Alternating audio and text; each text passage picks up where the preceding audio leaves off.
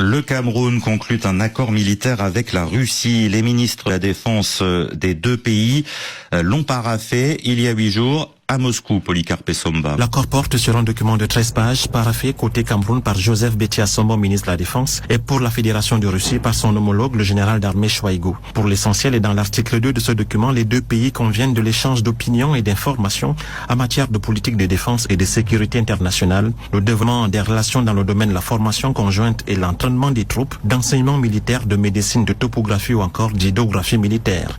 Ils conviennent aussi de l'échange d'expériences de maintien de la paix et d'interaction dans les opérations de soutien à la paix sous l'égide des Nations Unies. Des termes trop génériques pour de nombreux observateurs qui estiment qu'il faut aller chercher ailleurs que dans ce document pour comprendre la profondeur et les implications de cet accord.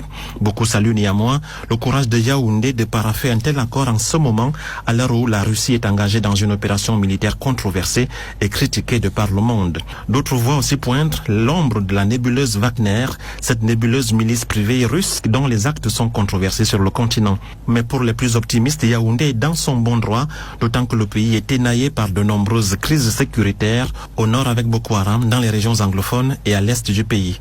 Et la Russie, dont la puissance militaire est avérée, peut aider, estime-t-il.